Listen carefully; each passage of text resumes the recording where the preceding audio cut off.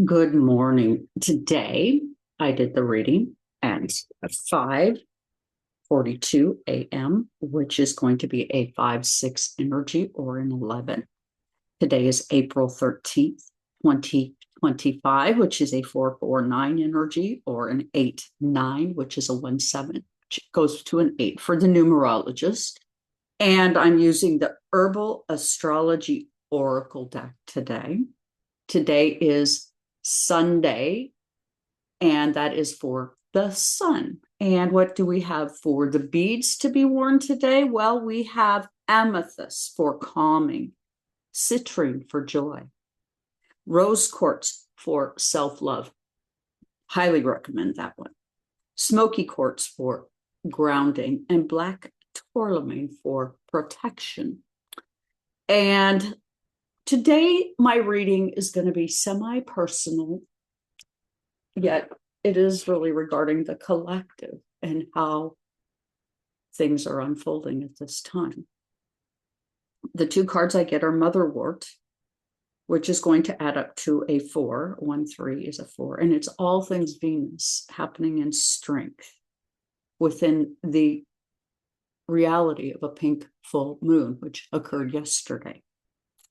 With psilocybin, card number 49, which is going to be a 1-3 energy, which is going to go back to being a 4. And it's all about commune, Pluto, and the sun and how we relate. So today's reading is going to be about themes of inner strength. Venus is in its house of joy in the 12th house. And I'm going to say that sometimes I find the house of joy to be kind of a painful reality when a planet is in it. I have Mars in its house of joy in my 6th house, which it tears up my health. And today, Venus has stationed direct, meaning something about what we're going through is about to be entirely clear to us. We've gone through a period of reevaluating what it is that we are in, and now it is time for action. Whatever it is going to now unfold. So I am going to remove, okay, I don't think you can see that, but I had something come up on my screen. So what is going to happen is we're going to align with renewed clarity. Our relationships, values, stability, and structures. We must see that our needs require proper planning for the future. I have been missing in action a bit because I have a type of cancer that is exceedingly rare. We get about one patient, there's about one patient a year from this particular cancer type. And for me, it has been advancing. It is a slow growing cancer, but nonetheless is causing me quite a bit of trouble right now. So as a result, I haven't been as available. Yet, what have I been up to? That's the part I want to talk about, not necessarily how sick I am. I have been deeply compelled, as of lately, to spend as much time as I have available working in my garden, placing my hands in my soil. Hopeful. My goal's simple. I grow what I can, and I share where I'm able. Venus in Pisces is exalted, so you will see not just myself, but many like me coming up, not with I'm harmed and how dare you, but rather embracing love, connection, and spirituality over being the hidden enemy within the 12th house. We have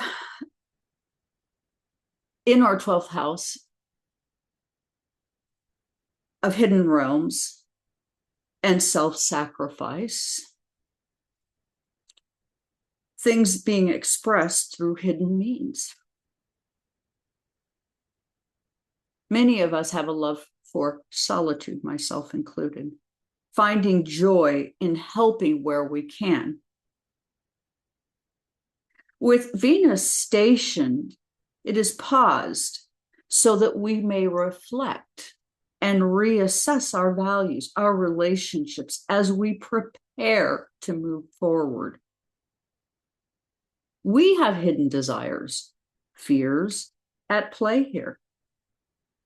Venus in the 12th house of our hidden subconscious is exposing themes of hidden enemies, sacrifices, compassion, asking us about our spiritual love for our fellow man, rather than ego-driven pursuits. We all have blind spots with tendencies towards escapism and self-sabotage. We are being asked to evaluate who we are in this respect. Many who wanted what they are getting right now, feeling like victims, which I find this amazing, grappling with disillusionment for what they voted for versus what they got.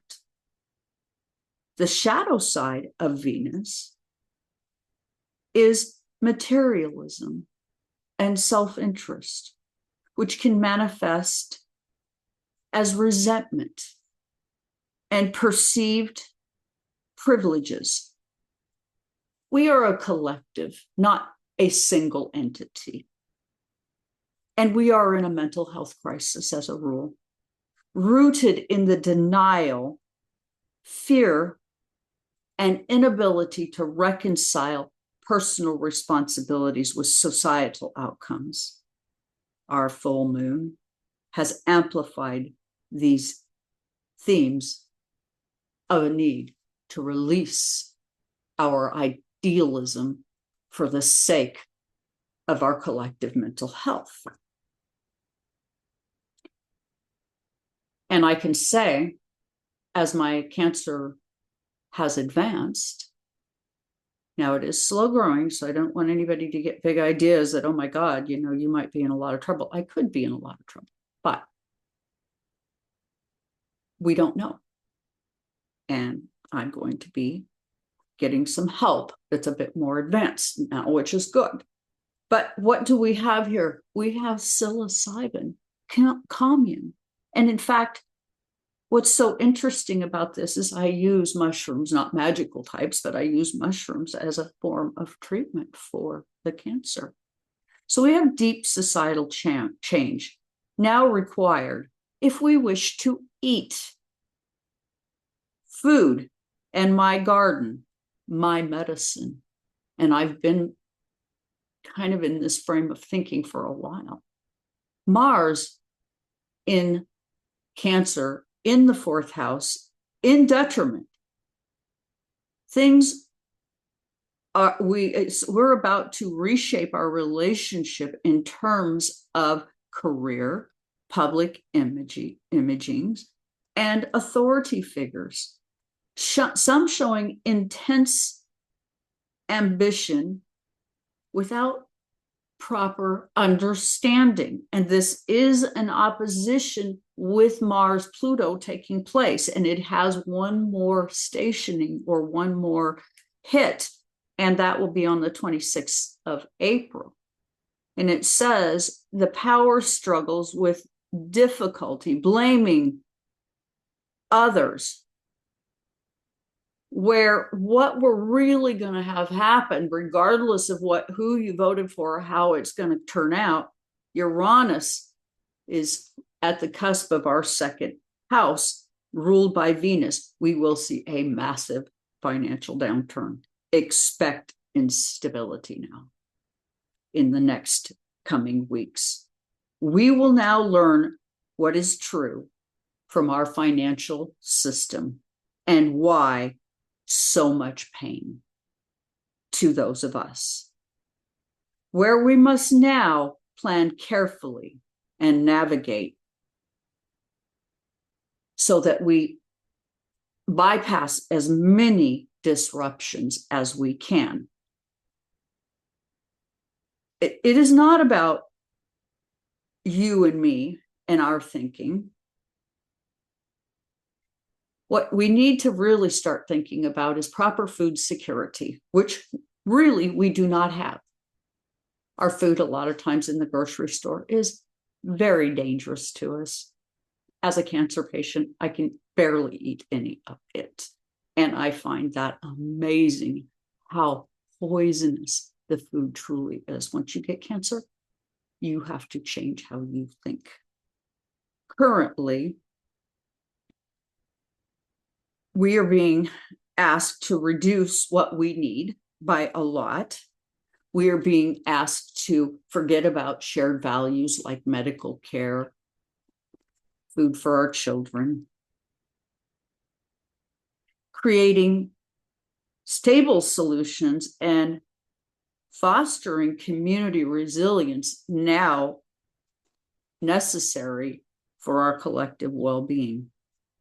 How do we ensure everyone has access to food? This, my dear souls, is not a political issue, even if you think so. If you feel like feeding an immigrant child is wrong, ask yourself why. If you were that child, would you want to be fed? And if so, take personal responsibility for yourself and understand what that might mean. We can and will create space when the adults in the room prioritize solution over division. Our job at this point is to make sure the children do not go hungry. So, even though I have cancer and I'm in a hell of a lot of trouble, I'm not going to forget my responsibilities, and I very much implore you to not forget yours. And for those of you who are gleeful that the children in places like Eastern Oregon are going to go hungry, please do stop that. Stop showing you're ugly. I can't even I have to turn away. I'm too sick to even indulge in this kind of grossness. A child being hungry is each and every one of our responsibilities. And be something about taking care of it. We need food sustainability. And with that, please do like, share, and subscribe.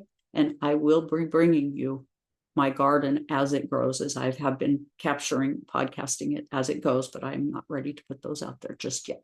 And with that, please like, share, and subscribe. And thank you so much for all the new subscribers on TikTok, the few that I've had on YouTube.